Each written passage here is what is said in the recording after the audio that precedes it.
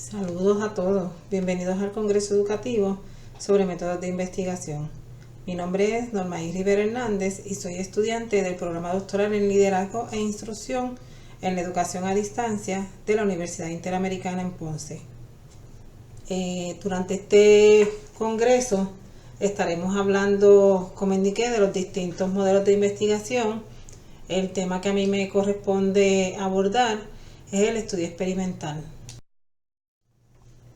Nada tiene tanto poder para ampliar la mente como la capacidad de investigar de forma sistemática y real todo lo que es susceptible de observación en la vida. Marco Aurelio nos trae esta cita, con ella nos está afirmando el poder que nos da el conocimiento.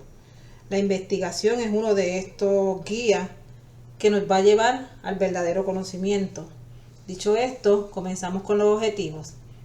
Estaremos identificando qué es un diseño de investigación, pasaremos a definir el método de investigación estudio experimental, se estarán describiendo lo que son las variables dependientes e independientes, se estarán analizando los diferentes diseños experimentales, se estará describiendo cuáles son las destrezas que debe poseer un investigador y se llevará a cabo experimentos de práctica.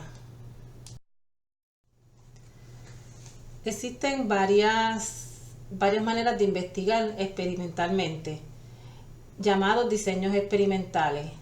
Dentro de este diseño de investigación vamos a distinguir 6 características que diferencian la investigación experimental de otras investigaciones. Cabe señalar que este modelo o este método de investigación cae bajo el área de investigación cuantitativa.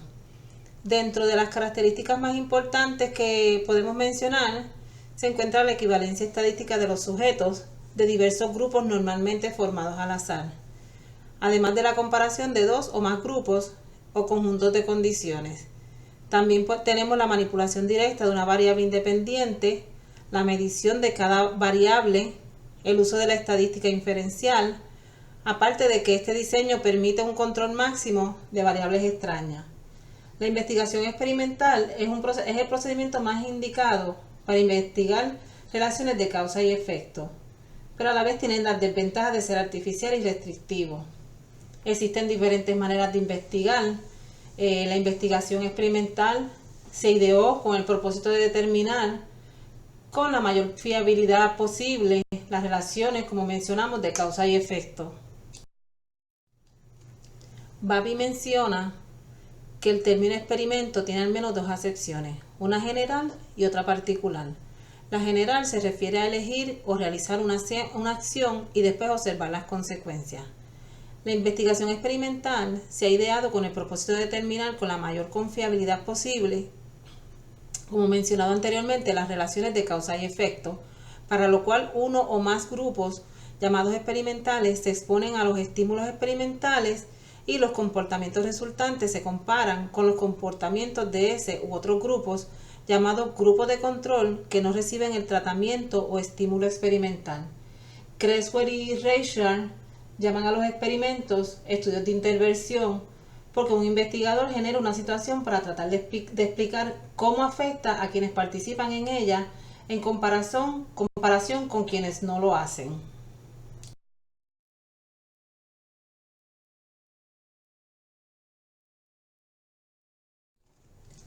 Todo proyecto de investigación tiene unas ventajas, al igual que cuenta con unas limitaciones. Como nos menciona Ruiz de Maya y López López, son varias las ventajas que este método aporta a la tarea del investigador. Entre estas, en primer lugar, se consigue una mayor probabilidad de localizar el efecto deseado, además de controlar y variar las condiciones para estudiar la misma situación, manteniendo y quitando el aspecto o factor bajo estudio. Otra ventaja importante radica en la asignación aleatoria de los sujetos a las distintas condiciones del fenómeno. Pero por otro lado tenemos las limitaciones, y la propia naturaleza de este método de investigación ha sido objeto de críticas que ponen de manifiesto sus debilidades y algunas limitaciones. Podemos destacar la dificultad del diseño experimental, el elevado costo en tiempo que supone su aplicación, que el experimento está lejos de la realidad que trata de producir y analizar, Y dentro de las limitaciones se mencionan algunas de tipo ambiental, de tipo medida, de moral y derivadas del objeto de investigación. Todo investigador debe poseer unas destrezas y unas habilidades. Por lo que Berkeley menciona que son 21 las habilidades que debe tener este.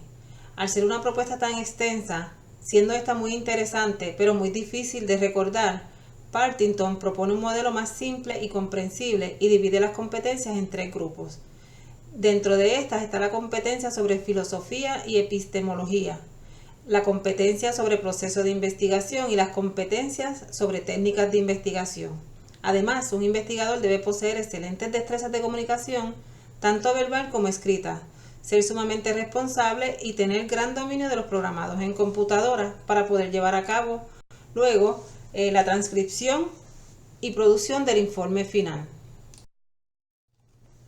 Algunos aspectos a tomar en consideración son la manipulación intencional de una o más variables, además de que el investigador puede incluir 2 o más variables, la manipulación o variación de una variable independiente que puede realizarse en 2 o más grados. A la presencia de la variable independiente se le llama tratamiento experimental, intervención experimental o estímulo experimental. Un ejemplo de este tipo de método de investigación fue el experimento de Milgram sobre la obediencia a la autoridad. El psicólogo Stanley Milgram creó un generador de descarga eléctrica con 30 interruptores. El interruptor estaba claramente marcado en incrementos de 15 voltios, oscilando entre los 15 y los 450 voltios. Para este experimento se reclutó alrededor de 40 hombres a través del correo y por un anuncio en el periódico. Estos creían que iban a participar de un experimento sobre la memoria y el aprendizaje. Durante el experimento de Stanley, muchos sujetos mostraron signos de tensión, 3 personas tuvieron ataques largos e incontrolables. Si bien la mayoría de los sujetos se sintieron incómodos haciéndolo, los 40 sujetos obedecieron hasta los 300 voltios, mientras que 25 de los 40 sujetos siguieron dando descargas hasta llegar al nivel máximo de 450 voltios. El generador de descarga era en realidad de mentira y solo producía sonido cuando se pulsaban los interruptores. En la prueba, a cada sujeto se le informó que se le iba a pagar por ir y que conservaría el pago independientemente de lo que pasara después de su llegada. En este link que le anexamos estaremos presentando el flujograma del método experimental, del diseño de investigación, método experimental, tomado del libro de Fernández y Baptista, Metodología de la Investigación. Podemos concluir que ningún tipo de diseño es mejor que el otro y que existen varias maneras de investigar experimentalmente, y este se divide en 2 grupos. Por un lado está el grupo experimental y tenemos también el grupo control. El método de investigación experimental es aquel que permite establecer las relaciones de causa y efecto. Además que el investigador manipula el factor supuestamente causal y utiliza procedimientos al azar para la selección y la asignación de sujetos y el tratamiento. Aparte de que es artificial y restrictivo. Gracias por su atención. De tener dudas, estaremos aquí para contestar las mismas. Gracias.